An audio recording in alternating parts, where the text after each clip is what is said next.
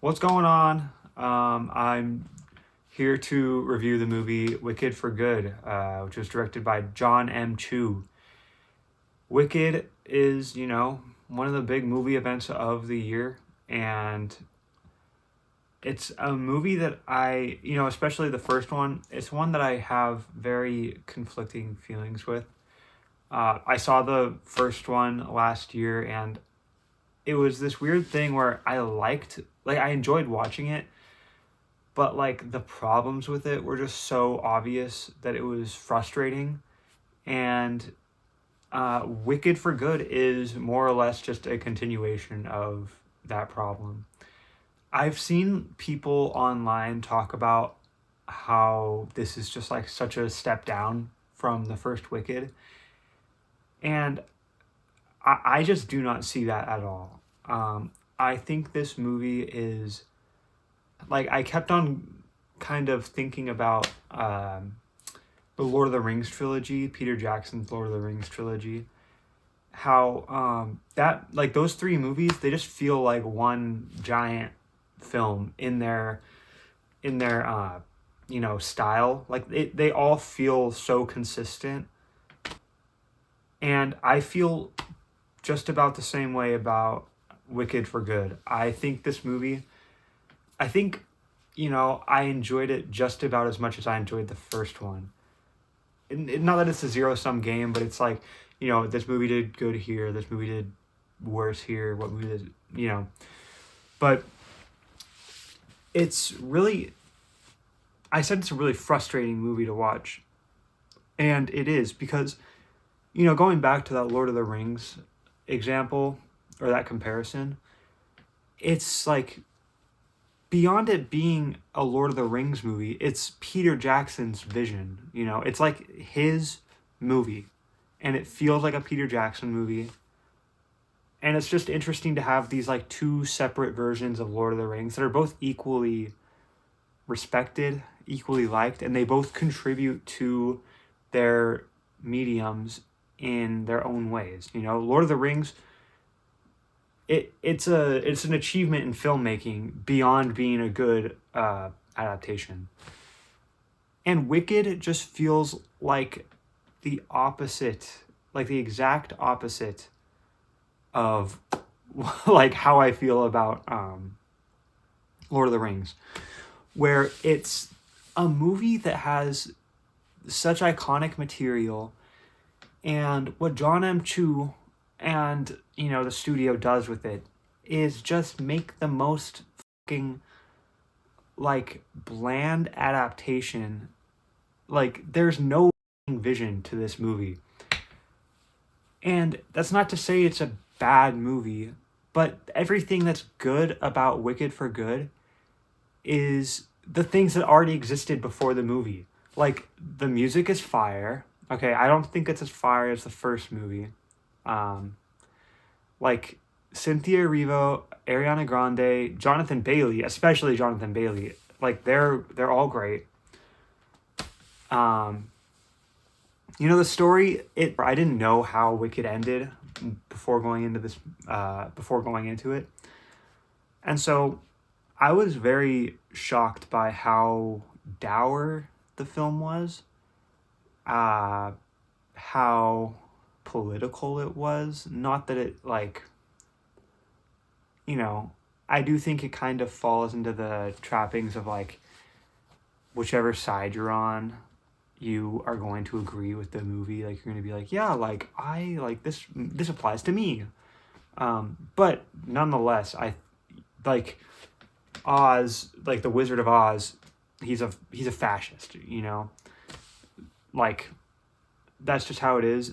But like the thing is, I wasn't expecting it to go as far as it did with its themes of like discrimination. Like the messages were laid out super clear, and to the point where it, they kind of spell out like, the Wizard of Oz will Jeff Goldblum, who, man, he's like fucking coked out in this movie or something. He's like acting really goofy, but he'll say like the people just need somebody to hate. Like it doesn't matter who it is, they just need somebody to hate. and it really is laid out that plainly, but it's kind of refreshing that it actually says something rather than just being like, rather than just kind of suggesting at these themes of fascism or whatever. So that was really interesting. But like, it's like I was saying, that like these are all things that the stage production had that were already good.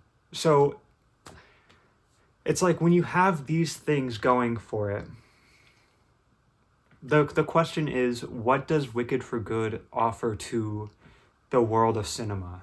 And I'm not trying to be pretentious here, but like I don't want to be patronizing, but almost feel bad for Wicked fans because I'm sure, like the reception among Wicked fans has been overwhelmingly positive, but like they could have had an actually like good looking movie, and this is like the first screen adaptation of this story, and this is what they get, like this is what they have to deal with. Like the movie's gray as shit. It's shot really, it's when it's not shot really just dull, it does this like stupid thing where like there's a scene where Alphaba and Glinda, they're like fighting, like physically fighting, and it's kind of played for like a little bit of laughs, a little bit of action, but they do this like handheld thing where it's like, okay bro, you're not a Sundance movie, like this is, it looks terrible. It just like takes you out of the movie where it's like, why are they shooting it this way? It's so stupid. It's like cringe inducing. Like I just can't imagine there was a world where adding color to this movie would have affected the studio's bottom line.